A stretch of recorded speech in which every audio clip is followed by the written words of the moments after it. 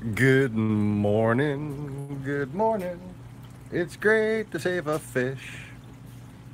So that's why you put the medications in the morning or something. Remember the song and remember to fucking dose your meds.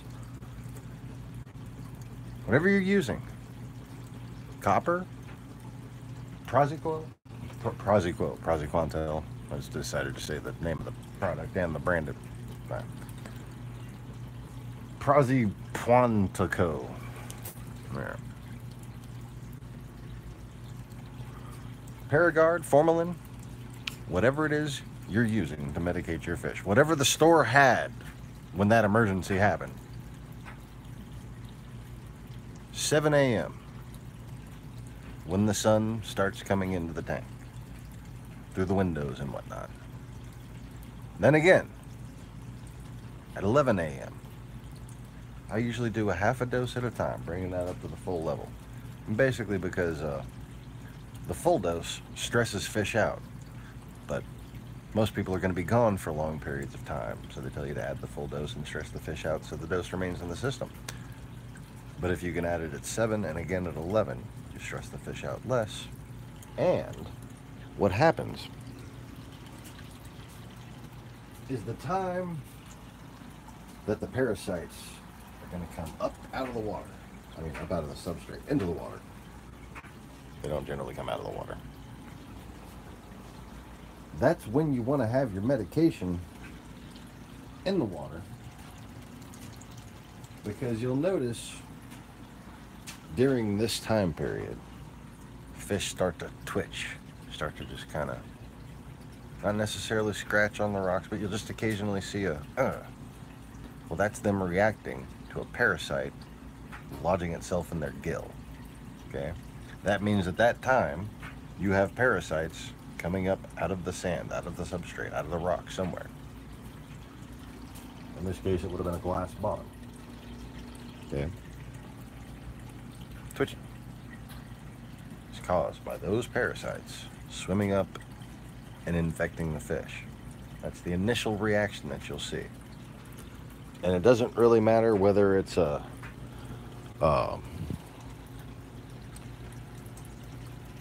ick or velvet, sea lice, anything but a bacterial infection, any kind of parasite. Just about everyone I know of enters through the gills. Okay? Now, here we have little Leo. And he is feeling much better.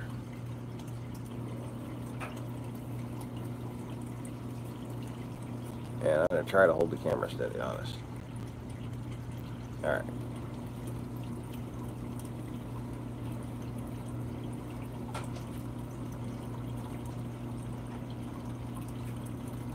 As you can see, he's got a lot less expansion going on with his breathing. His breathing is still a little bit rapid, not nearly as rapid, but you certainly wouldn't qualify it as heavy.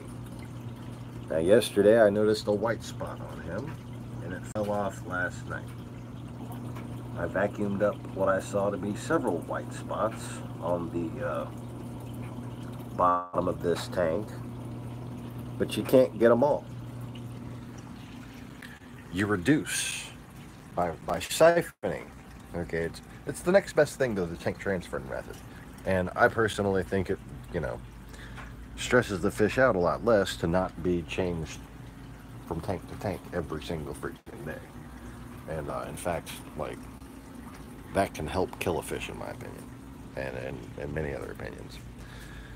Well, if you have yourself a little siphoning tool, you keep the bottom of this tank nice and clean every morning, every evening, middle of the day if you can, if you're home. I'm home. Can't keep a cigarette lit, but I'm home. And that will reduce greatly the number of parasites in the water, reducing the stress on the fish and helping their immune system fight off the parasites that wind up infecting them. Now, because you can't get all of them, that is why you medicate. Now I am currently using, because of the relative young age of this fish, the fact that Maya's had enough of this shit, and because it seems to be working at lower doses, I'm using a half a dose of Mardel Quick Cure by Fritz Aquatics and a full dose on top of a full dose of Seachem Paragard. Okay. Paragard, I've found clownfish just don't really give a shit about it unless you're like dumping a cap full into a 1 gallon,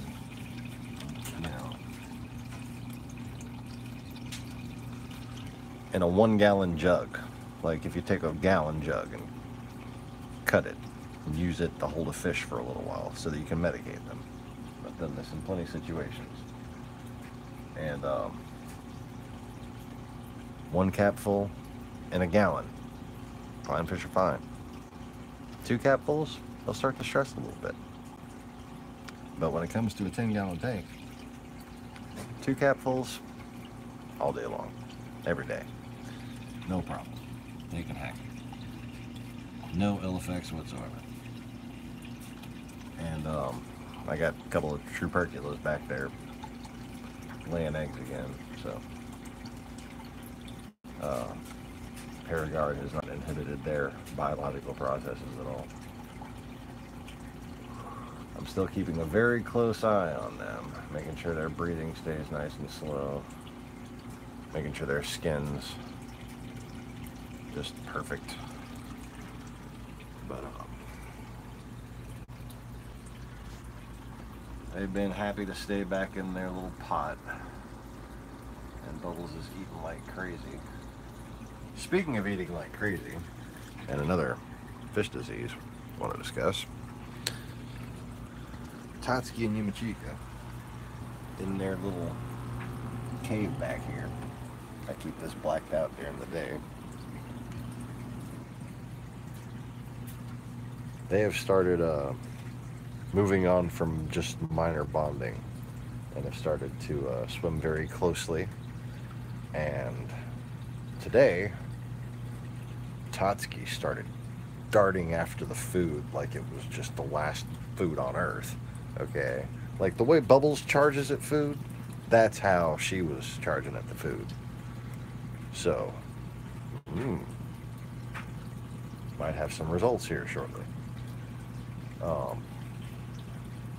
Unfortunately, I might slightly interrupt that process. I don't think it's going to do a whole lot of harm, because I'm going to be pulling Tatsuki and Yumachika out of their aquarium soon, because she has a viral illness that I'm going to attempt to treat through therapeutic variations of medications and antibiotics and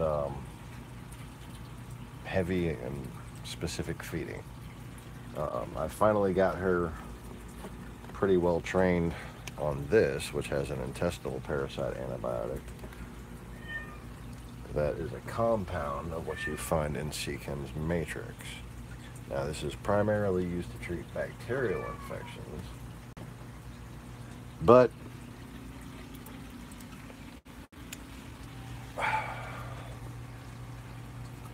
that the viral cauliflower disease is considered to be untreatable by some people. But some people say, extensive treatment in Paragard can work. Paragard's supposed to be antiviral. I think it's more about just helping out the fish's immune system, but we're gonna see. As messed up as it sounds, I'm hoping she actually has intestinal parasites as well, and maybe that's preventing her from being able to fight off the problem she's having.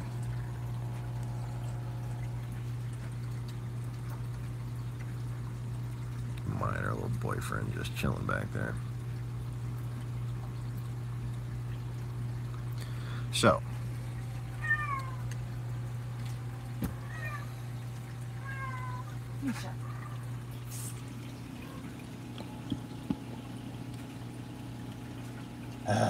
Mesa's getting to be a little bit of a handful. We need to get her fixed. Anyways. So this little guy came in looking like he had bacterial problems. So, first step, Paragard. Okay? As soon as you notice even a little bit of fin rot, like for instance that problem with him keeping his pectorals closed, and if you look really closely on him, and so I apologize for the horrible camera angle, but the white part of his fins, just the very edges of his fins, are frayed quite a bit.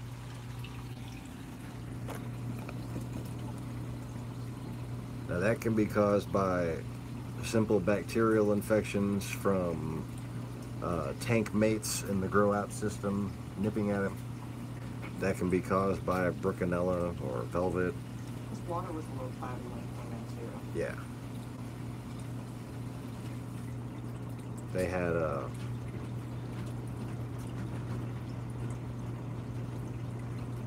some pretty dirty water. So I don't know how well they keep their clownfish system up there.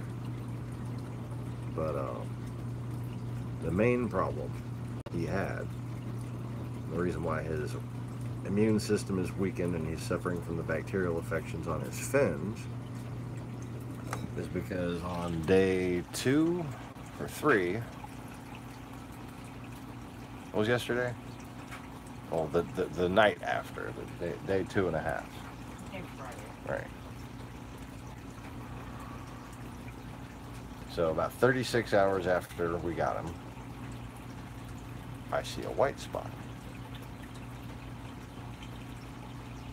Well, that explains a lot. Sitting there doubting, did I not acclimate him quick enough? Why does he look so stressed out? He should be a little more calm by now. Clownfish, especially captive bred ones, usually don't take a whole lot of time to acclimate to a new system, as long as there's nothing wrong with it. As long as you got the temperature warm enough, in a all glass system that doesn't have very good insulation, I like to keep it up the temperature up to 80.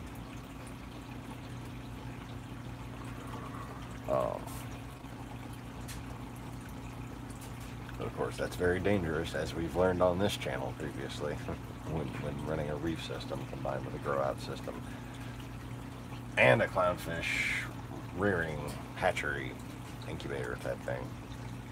Oh, it was a lot of stuff all combined in one little tiny space, but made it work. Produced over 130 fish.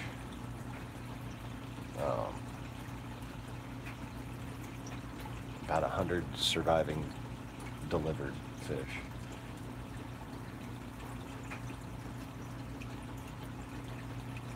But anyways, so that one white spot, to me, that's a good sign. You identify the illness, and it's one of the less deadly ones if you catch it early on, especially if you're properly quarantining. Now, if it would have been smaller white specky spots, I would have wanted to stress the fish out a little bit more and make sure I had as strong of a formalin dose as it could take. I'd want to make this fucking water blue. Okay? I'd put a full dose of formalin and then start adding Paragard. And then in a couple hours, I'd drip a little more formalin in there just so make sure it wouldn't fade off. If you can't identify what's wrong with the fish, treat it anyways. A lot of illnesses get successfully treated by the most experienced professionals in this business, in this hobby. And they don't know what the hell just happened. They just know that it was bad. Many of these diseases, you can't tell what they are unless, you know, you examine the fish post-mortem, you get living specimens into a microscope slide and actually identify what the bug is. More often than not, especially when you're successful, you know, that's a good thing, you're not going to get a chance to identify whether it's specifically one type of bug or another. And symptoms can exhibit themselves in different ways on different fish. And there's a lot of different reasons why that happens, obviously. But every fish is going to react a different way. Some fish are going to just suddenly get covered in fucking white spots because of where they sleep. They can sleep in a low current area where the ick kind of settles, and then it just goes and attacks them all at once.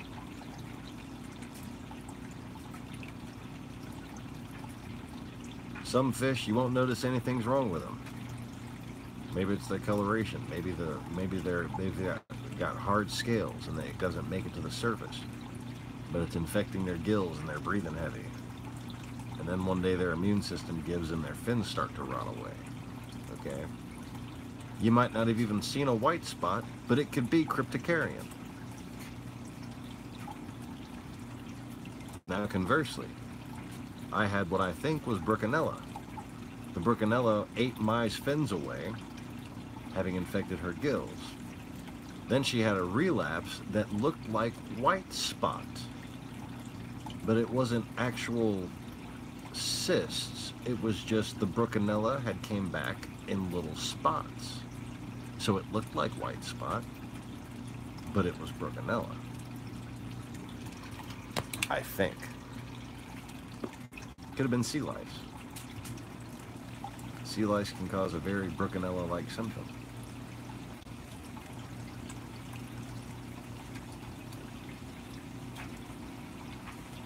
Hey, Mai. What you doing, honey?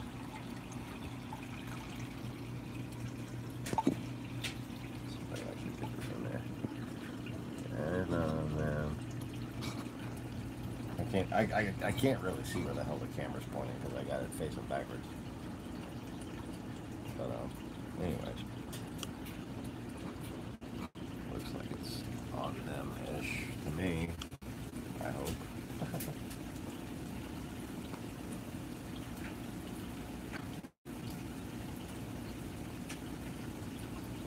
So if you see the one big white spot or defined little, looks like a whitehead pimple, okay?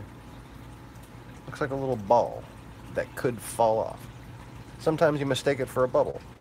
You might want to, you know, just maybe kind of move your finger. Don't scare them too bad, okay? But get them to twitch a little.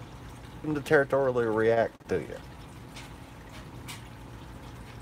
If it doesn't shake off, it's not a bubble. It's not a piece of sand. It looks like a piece of sand, but it doesn't shake off. It's ick. Now, you don't have to use copper for ick. Not if you use this method. I have no interest in stressing my fish out with extreme levels of copper. When this, if used properly, can be, I'd say, more effective. Because it is genuinely difficult to keep a constant copper level in a system. But if I dose Paragard at the right times of day, while those remaining cysts, okay, first step on properly using Paragard is glass bottom, okay, and clean it every morning and every evening.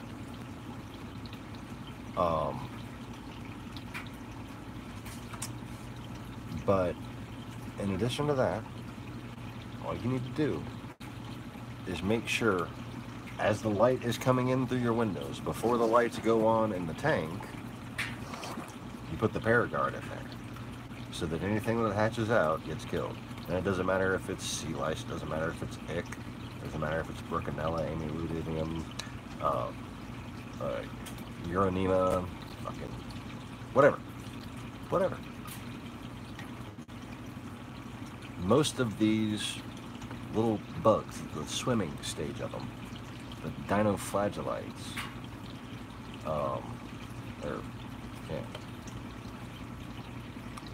they have basically sort of a solar-powered sperm type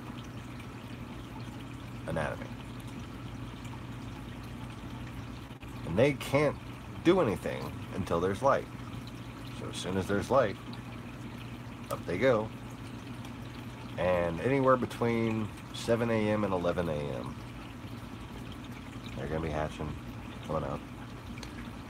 And usually around 11 a.m. when you do have like the full lighting in the tank, if you're on ramp timers like these tanks. But also just when like the most lighting is coming into your house in addition to the tank lighting, that's when you'll really start to see your fish twitching because they're reacting to those parasites in the water.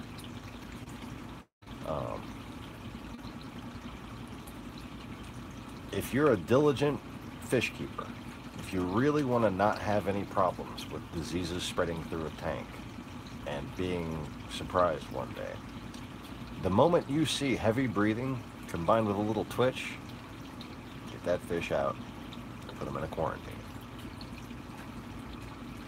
You want to start medicating them as if they had full-blown ick. Okay? And I'm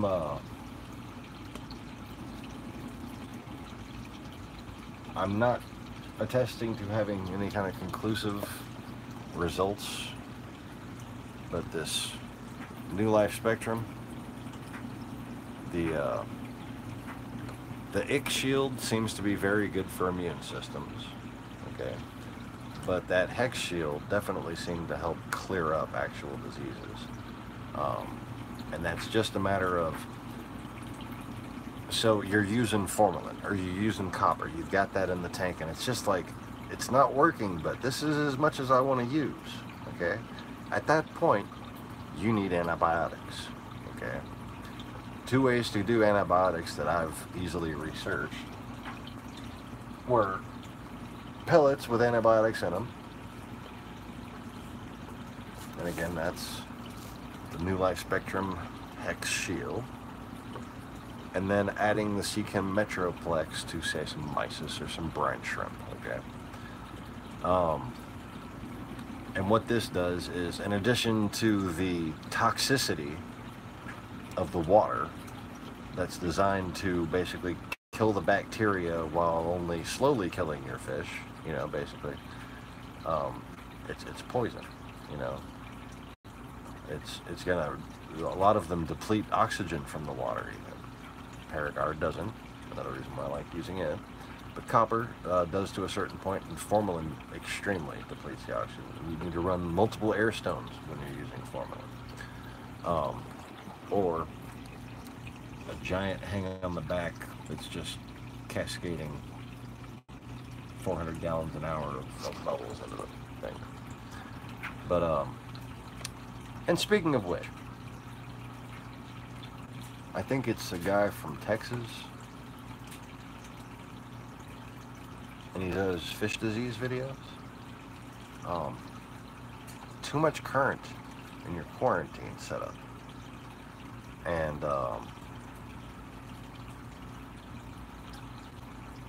I'd like to know how much he was dosing, because a fucking yellowtail damsel doesn't need to die. You know, like, give it a bath, start adding shit until it fucking tries to jump out of the water, okay?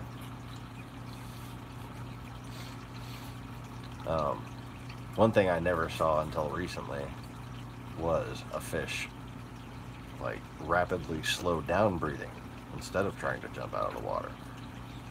But you know,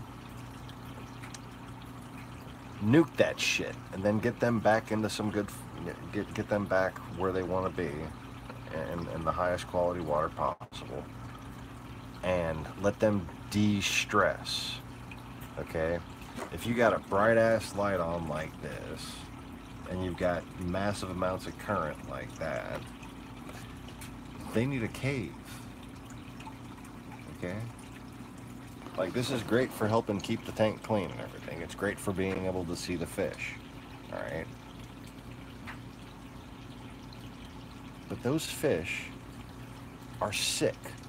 And just like if you were sick, you can't go outside and play a fucking soccer game, you'll die. Okay? Can't go run a marathon. That's a marathon right there. That's a circle track, okay? They're in NASCAR on their feet. Well, fins. But anyways,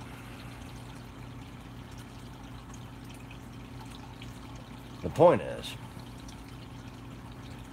it ain't what you got, it's the way that you treat it, okay?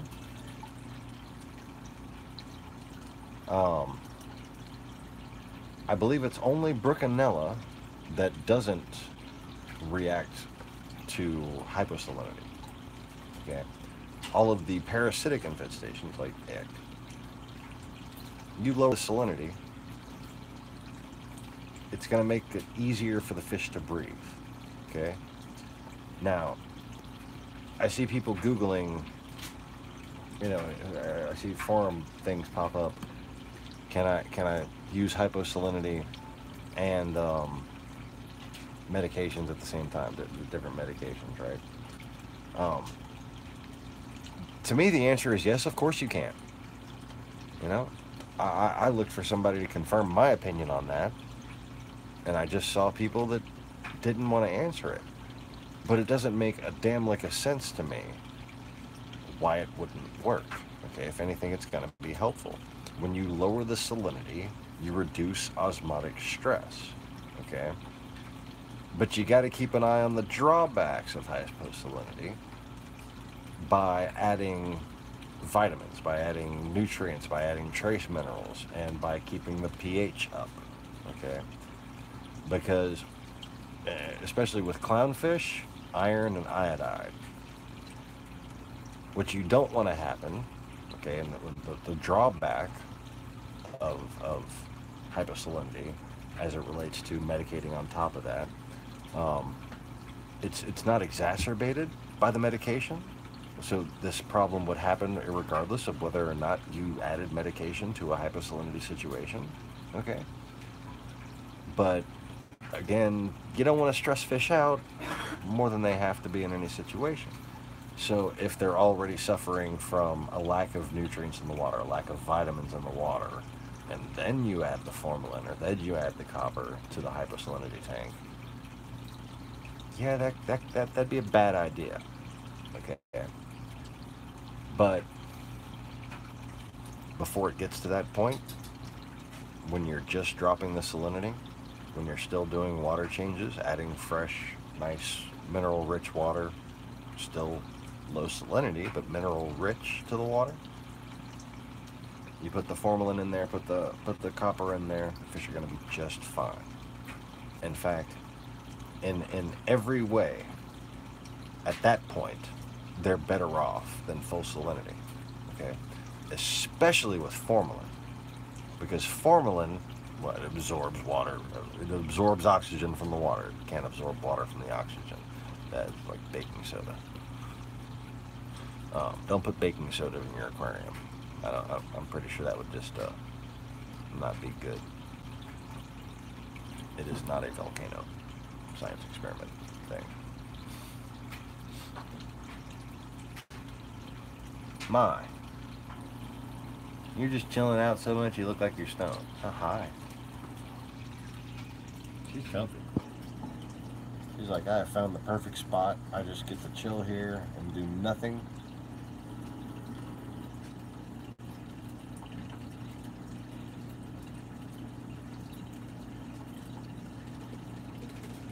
She'll just like sit there and just start leaning over. Fix yourself.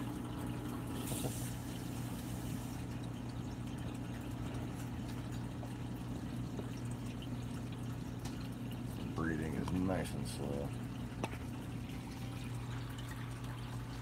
And I'm getting that on there.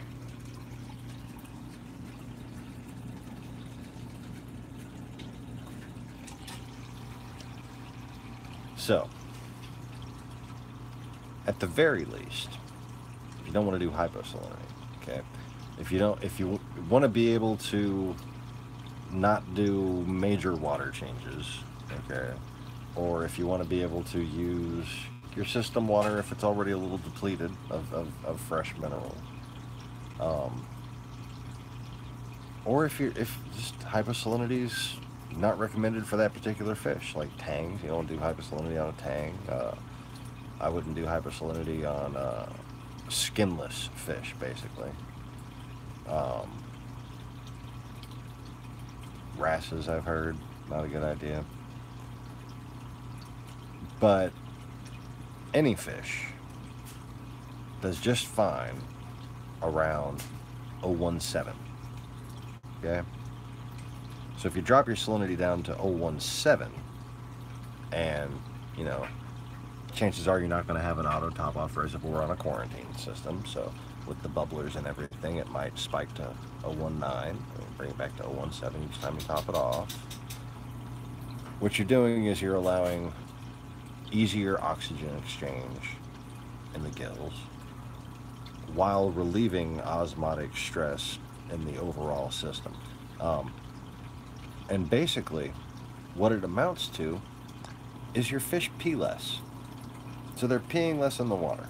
They're feeling better. Not much of a pee smell in the water. Relaxing. No pee smell. As opposed to, you know, stressed out still because you're still breathing fast, because you're at that nice high salinity that the parasites love, and they're just doing just fine, okay? All up in the gills. And because you're the fish has extreme amounts of osmotic action going on, there's more ammonia production. So ammonia burns the gills, makes it harder to breathe. It's already fucking harder to breathe because the salinity's high and there's parasites. Okay? Lowering the salinity makes it easier to breathe and stresses out the parasites. Can't even cause them to fall off. But again, make sure your iodide levels are high for just about everything. Okay? But clownfish in particular need high iron levels. Dosing, what is it? The Kent. What just happened? I'm still here? Okay, I'm still here. I hit the power button. Oh my god. Dosing the Kent Essential Element, the old 80s product. Okay? Good, basic, all-around trace mineral for a Fowler system. Or another thing that I've tried, I don't have any scientific results, but certainly nothing bad happened. Seachem Flourish. It's very high in iron and potassium, and it's made to feed plants. Okay? But it's kind of like when you're sick and you need to eat some greens, right? Skipping out the middleman, really. Fish absorb things through their skin, through osmosis, okay? Even a clownfish, when they're developing their stripes, the striping pattern of one batch of clownfish from the same parents will differ based on the mineral quality of the water. And that's because as they absorb those minerals, that's how much striping they get. And without a lot of potassium, iodide, iron, they don't develop nearly as beautiful stripe. Looks like the little guy's out. So howdy, I see someone's in the chats. Feel free, anybody who's watching, say hello and introduce yourself. And if you got any problems with fish, I'd be happy to help you diagnose them. You can find us on Facebook, Easy Reefers page we just created yesterday. Easy Reefers, yes. But I've been giving people advice in let's see, Bayou Reef Keeping, Reefers Anonymous, Saltwater Fish Keepers, Saltwater Fish Keepers, probably one or two other ones that I can't think of. For years now. And I've been keeping these little guys for about 30. In fact, I think we're at about 31 years now. I'm getting fucking old. It's 87, 2018. No, I said that. Oh, I can't have. I don't have. Pudding Pops. 87 was the year that I first got an aquarium myself. Okay. I think either 87 or 88. But 30. regardless, it's 2018 now, so it's either been a full 30 fucking years that I've been keeping saltwater aquariums, or it's been 31 years. For some reason, 31 makes me feel a lot older. You know, when you're doing something for 30 years, it's like, oh my God, I've been doing this for 30 years. And that, just extra one digit, it's like, I've been doing this for over 30 years, you know? But, let's just say I'm set in this hobby to where I have wondered before, and I will wonder again, what the hell's going to happen to my fish tanks when I die? Anyways.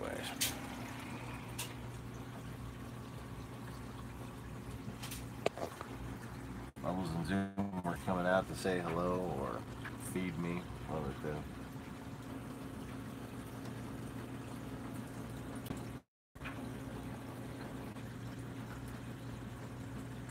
I can't even see her breathing.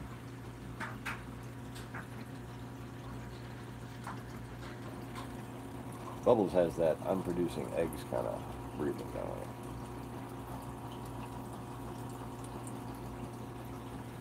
I am keeping close watch. Okay. First sign they show any kind of abnormal infection, any kind of abnormal behavior, which, you know, abnormal behavior for clownfish, that's subjective.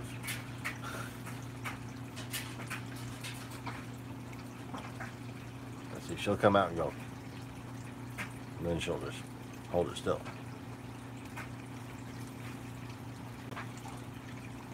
That's fine. That's territorial. That's just, she's coming out, be alert. But if I see her gills look a little swollen up, and I see a lot of heavy breathing, she's coming right back out. And then I will start keeping an even closer eye on the rest of those fish, because it doesn't necessarily mean they're going to be infected. And if they don't get infected, the tank can still keep going on for a while, take care of the infection in the fish, and then hopefully give them another chance to fight it off back in the tank, if it's still in the tank. But if you have some fish that aren't being infected, then that parasite, that disease, has nowhere to procreate. Now, obviously the safest bet is usually to take all the fish out of the tank. But I'm not going to catch a 1-inch Royal Grandma and a 1-inch 6-line wrasse in there. Could you? I can't. I just can't do it. It's like, it is beyond my skill level. It is on the list of shit I can't do. You know? Speaking of which, let's go hang out in the fucking water together. Oh yeah. We're just like floating in the middle of the fucking ocean here with my big bald head. Gotta make sure my hair's okay. That's good.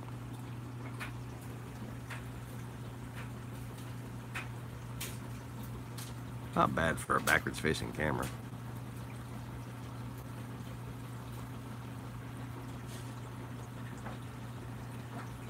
Just like I was afraid of. The posters being slightly detracted from by the specks of shit that are coming on there. See? And I don't know how I'm going to clean that. How do I get in between there, back behind there? Oh well. It still looks good, I think. Something different, you know? Too many people just paint it blue or paint it black. And I'm certainly more than tired. And I don't know about y'all. You might agree with me. But I am way more than tired of the big reef tank, fake reef tank behind your reef tank background. Because that's just silly looking.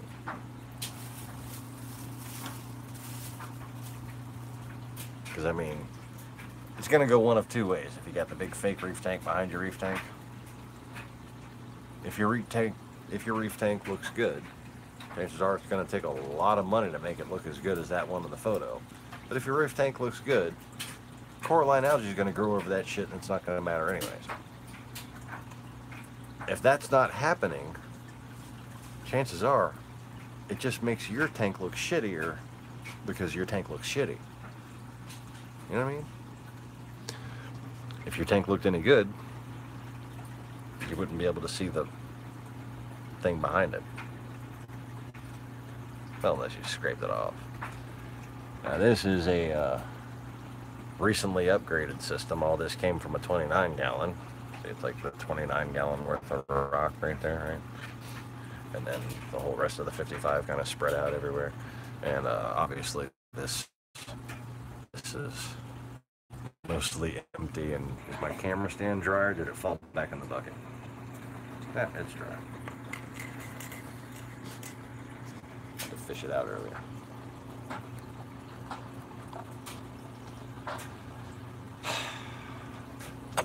Hold on. Gotta fix it. See this thing? Made out of wire.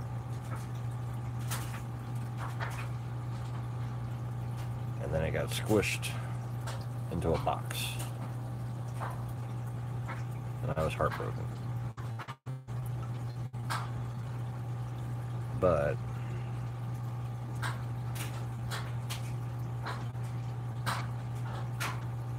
I think there's hope for it.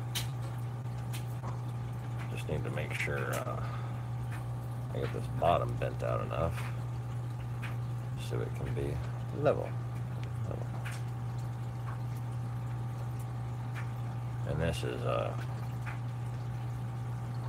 for me, this is terribly satisfying to do, to sit here and bend wires back into a machined looking shape.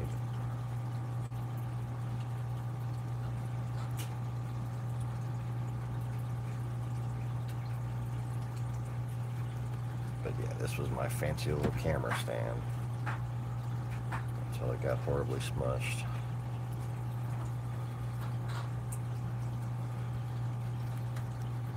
All right.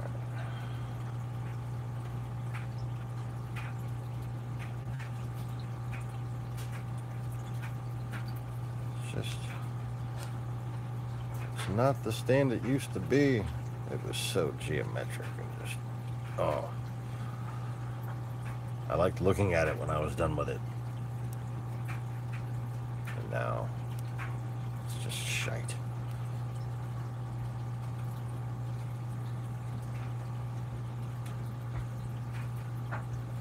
Yeah.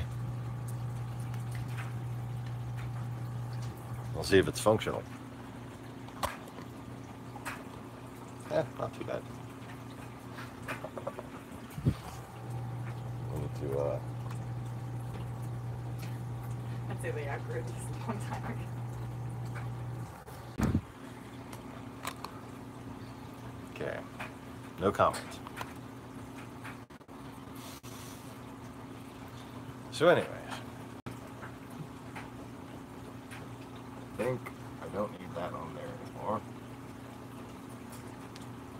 Honda sales consultant business card. No, no. I don't do that anymore.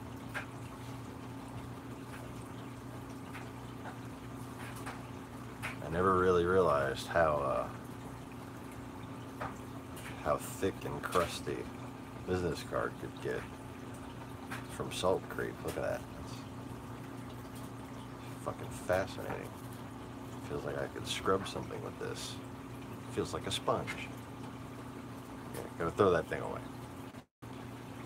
So anyways,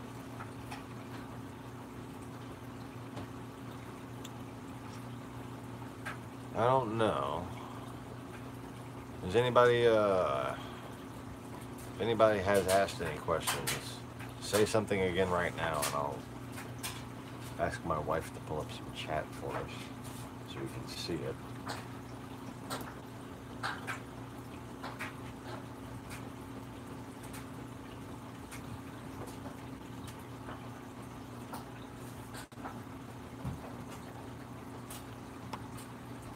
Here we have the Picasso and the Blue Devil damsel still. And she had a little bit of a relapse.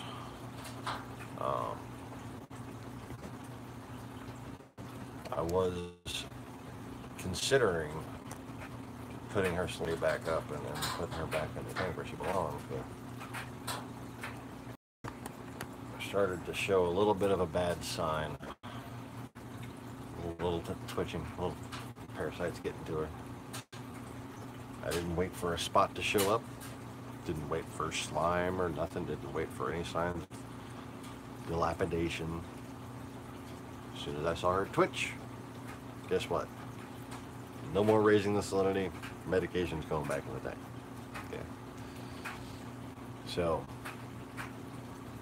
you know, it's okay to be impatient. But you got to be smart about being impatient. Don't be impatient without a plan. Don't be impatient without continuing to observe. Okay? Don't be stubborn about being impatient. All right? Do what you can. For instance, the observation period.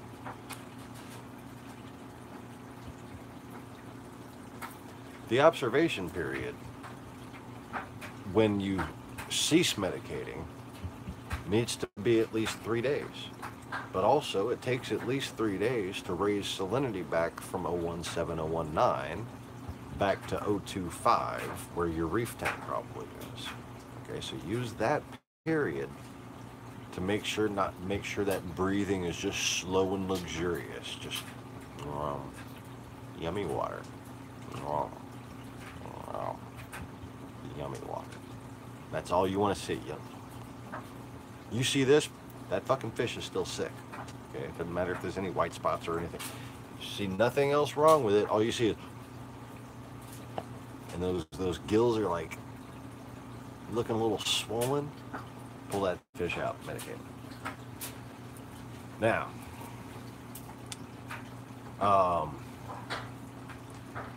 Maximo has requested another video that I was thinking about making anyways. A nano tank setup video. What size tank? You talking like nano? Or are you talking like 20 gallon long? Because I was thinking about making a video just for the underrated, under-discussed, but most common reef aquarium, the 20 gallon long.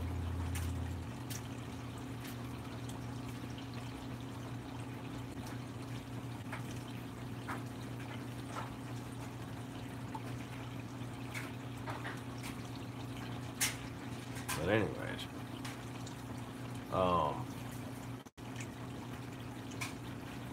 trying to keep within a category on one broadcast. 20 gallon long is 80 liters, and it sounds about right, I guess.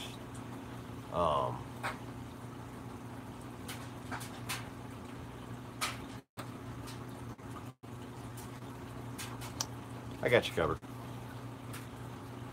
Just wait for the next post I do. Hey Max, And, how you doing?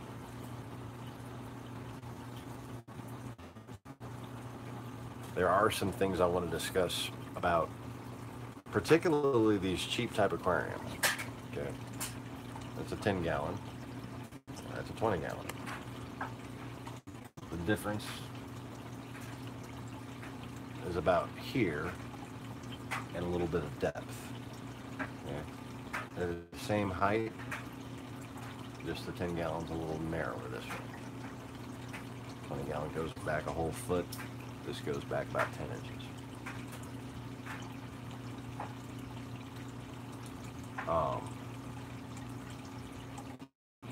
For me, a 10 gallon tank is the perfect beginner tank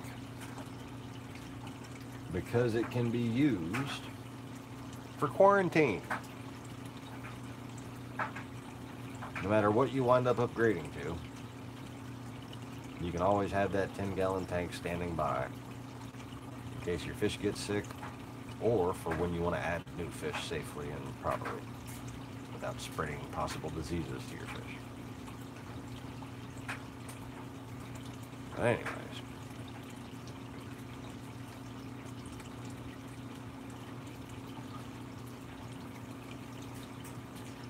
so properly diagnosing saltwater fish disease is overrated. Okay? What's important is that you treat them and that you don't stress them out. Thanks for watching, y'all. Click the like button for me. Peace.